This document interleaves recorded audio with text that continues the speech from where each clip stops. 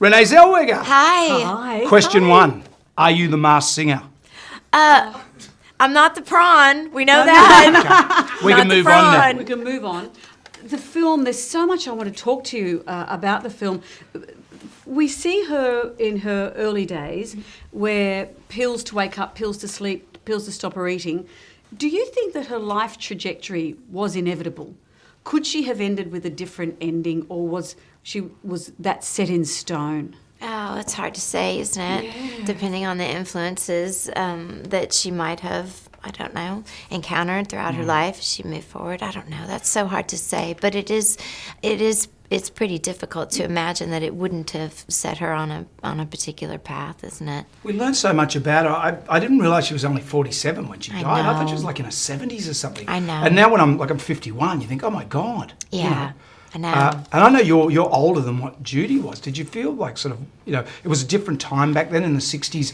47 was a lot older than what it is now? Well, I think Rupert Gould, who's the director of the film, he's also a director of the theatre in London, and he's had a lot of relationships with singers over his life, and he really was interested in focusing on the cost of performance and the toll that it takes on a person, not just in terms of physical, the cost of it in terms of the abuse that your instrument takes if you don't have the moment to care for yourself properly, but also emotionally being away from your family and keeping a schedule and all those things that make normalcy very difficult to sort of achieve.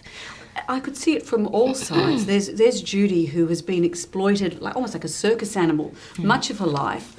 But here's these characters who need her to perform well. There's a whole lot of people waiting to see Judy perform. You can see them going, come on, just get your act together. It must have been frustrating to work with her, but it's so hard to be her. You could see it from both sides. Did you feel that? Did you have sympathy for the people working with Judy as well?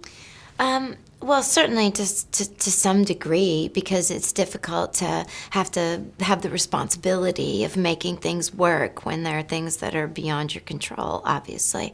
But I think what I love about this film and this project was that it contextualizes those circumstances. When you read about what was written about her toward the end of her life, it was unkind often and without empathy. And I think to better understand that some of the challenges that she grapples with for a lifetime were not a result of things that were of her own choosing, and to come to better understand that and to see what it was that she had to overcome in order to continue to perform, it really sets her apart, and it enables you to look at that idea of her as a tragic person through a different prism with maybe more understanding and empathy.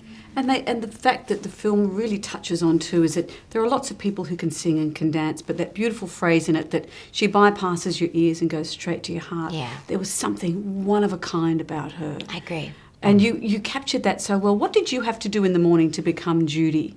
Oh, well, I had 20 people's jobs on my person at all times, so that's helpful. Team effort, I listen to her. I go to sleep watching things about her and listening to her and listen to her voice all day. And, there's the transformation that happens with the help of a big team that puts it on.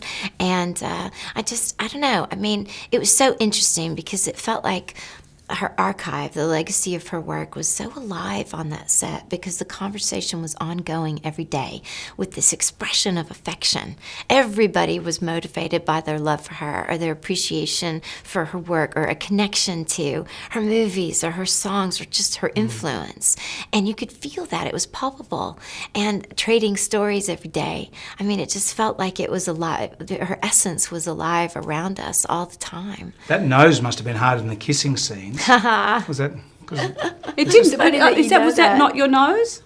No, that's just a little. I don't really talk about it because if you didn't see it, I don't want to point to of it, course. right? Yeah. But Spoiler. yeah, No, it's all right because they did such a good job with it. I thought really good job with it. But I didn't know that they take on a life of their own halfway through the day. I had no idea. Become Barry Manilow by the end of it. The nose is doing an interview in the other studio. The nose, I wouldn't doubt it. I wouldn't doubt it. It was taking a walk while we were filming. It would have gotten here by now, that's for sure. It's too demanding, that note. It was. It was very opinionated.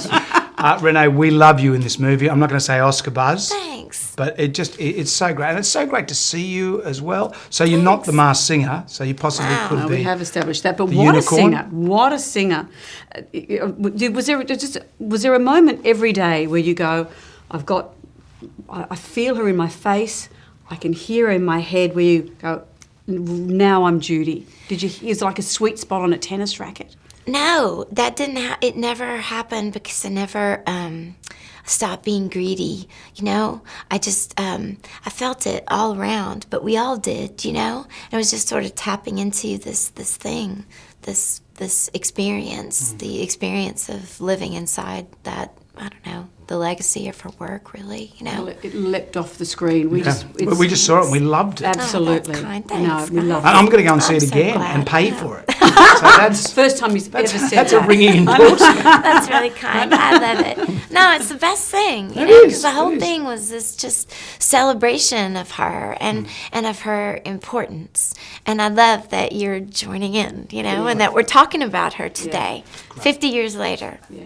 Renée, you're a star. Thank you. Thanks, guys.